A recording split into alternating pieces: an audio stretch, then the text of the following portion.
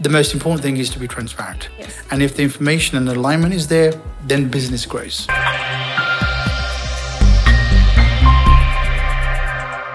Hello and welcome to Thoughts of Trade. My name is Terry Moikamba and this is a podcast about businesses, which is really the heart of so many economies. And we're coming to you live from the 8th edition of China Trade Week. Currently, outside the studio, deals are happening and you are missing out. However, we are so delighted to bring to you someone who will just tell us the vision behind China Trade Week.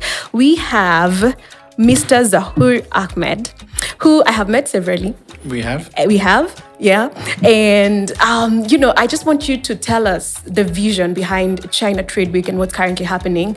And also, we want to get to know you a little bit more. Wow. Firstly, thank you. Brilliant setup here. Obviously, I think this is the kind of new form of communication that we can engage with business. And CTW is all about business. It's about global trade. And we've been very blessed that we've got the support of government and we've got the support of industry. And as you said, outside, you've got international exhibitors discussing and doing business with Kenyan businesses. That's what the platform is all about. Yes. So the vision has always been global trade, but what we're trying to do is ensure that sector-specific businesses are here in relation to, obviously, Kenya's industry and economic needs. So be it agriculture, be it construction, be it technology, we bring those kind of international markets and their respective businesses to come and do trade and partnerships. And hopefully, we're back after a couple of years of absence, obviously due to the global trade, but we're very happy that we've got excitable business people engaging right now. And, trade happens between partnerships and obviously friendships that are born out of it. So we're very, very happy. Right. Okay, so you talked about partnerships, and that's your current position at MIE. You are the current VP of Partnerships and Strategy. Yeah. I would like to know a little bit more about your journey, and currently, just where are you and how is it looking like?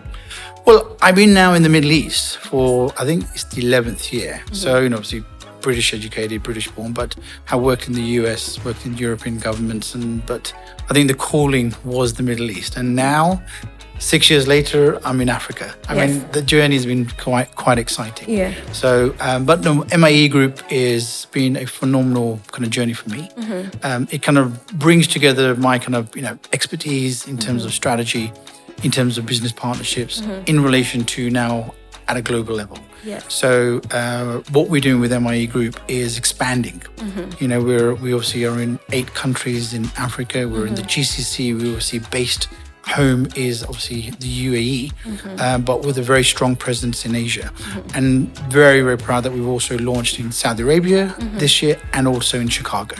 So we truly are a global organization. So, my role, which is obviously supporting the vision of the board, is to align the new territories and find the collaboration between an industry to bring, again, global trade to those markets. Right. So you've talked about 8 countries in Africa, and Kenya is one of them. And in Kenya, we like affirmations for some weird reason. So I'm just going to go ahead and ask you, why Kenya?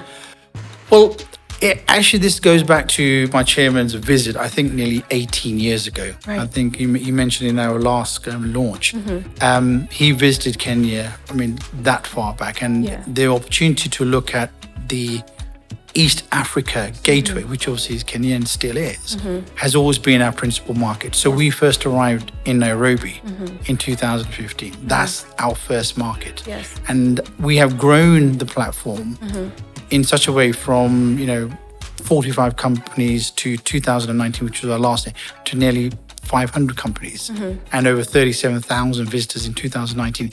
That is why Kenya has always been our number one African market, because the opportunity, the alignment with government and the business engagement has always been at the forefront. Yeah.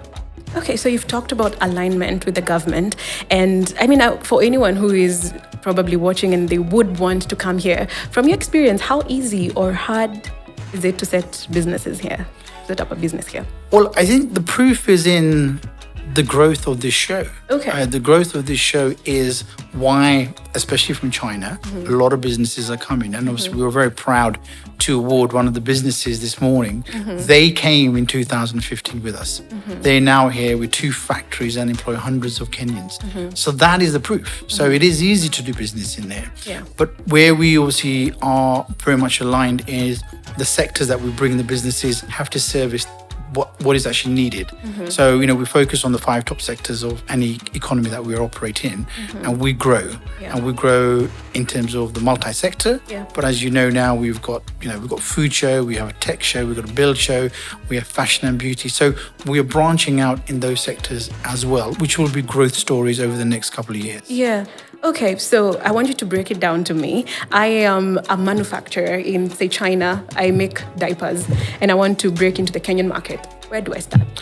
Well, firstly, there always is a local market. So in China, they work with industry associations and provinces. And obviously, as a predominantly Chinese organization, we have those strategic relationships. Yes. So we engage with the industry bodies in China, and then we present markets, whether it's in Africa, whether it's in GCC, whether it's in Europe, and we say these are the markets that need your product. And then the industry bodies out of China then support the businesses to come and promote and distribute, market and invest. Right. So that's the journey from the kind of the exhibitor side. Yeah. What we do in Kenya especially is to make sure the government supports that. So from the investment level through to the business environment in terms of business setup, but also in terms of projects. Yeah. If the projects are here, the market is here, business and investment will follow. So that is where we as MIE Group with GEX, we kind of foster the environment. We break the processes down very clearly and then encourage the businesses to come, because the opportunity for growth starts in Kenya. And from Kenya, they've gone to 9 different markets, both not only in East Africa, but also Central and West Africa as well. So it's important that the market conditions are supported by the market itself, but also by government and chambers and free zones and so forth. Yeah. So that's our role, to make sure the kind of the ecosystem is fostering growth. Okay, so we've talked about deals being signed outside, which is currently happening, by the way. And I just want to maybe ask this question from someone who wants to start a business in Kenya. Coming to China Trade Week, how does that help my business? And can I find you after the exhibition is done? Or what happens? How do we maintain the relationship? So there's a lot of sectors here, and the people that are exhibiting want to promote and want to do partnerships in Kenya. So as a business owner, if I'm in Kenya and I want to now expand my business, I will need these kind of organizations, either through the supply chain, through materials, and just even through potential investment as partnerships. So by here, you are meeting them face to face, and that doesn't stop. Now we have obviously a technology platform where they can continue the conversation through our hybrid platform, and we will be promoting that extensively out throughout the next year. Okay. But obviously our next edition is only 8 months away, so it's not you've got to wait a whole year to come back. We're back in June, and we're going to be bigger. Yes. Now I want to jump a little bit into what someone has said about you. You've been described as a fast thinker, diligent, and you have an eye for detail. Now, I would like to know how those personal attributes have helped you in your career. Well, I think those attributes are synonymous with business and success. And in the space that we operate in, our attention to detail has impact, both positive and negative. So if the details are not aligned with the investors that we bring in, the market that we bring in, we need to make sure our attention to detail, our diligence, our transparency with the markets, they know what they're getting in Kenya. If there is a project, we make sure the right information is there. If it's an infrastructure investment, that information is critical. And that is just part of the culture of the way that I've been operating, MIE operates, GEX operates, is to foster the platforms, but the platforms have to have the correct information and also the right ecosystem. So, those are lovely attributes, but I think those attributes apply to any successful business. Right. You've mentioned culture, and you've worked in very diverse and different cultures, right? I'm just curious on how your experience has informed your investment decisions. The advantage I've had is I've operated in, Asia, the GCC, Africa, Europe, and the US with multiple organizations, be they SMEs, global corporates, NGOs, government. And on each occasion is, if you embrace the information and the culture, that fosters how you are as a professional. Right. And, I've always brought in that level of excellence and that level of kind of information and experience to the environment that I operate in. So yes, I'm British.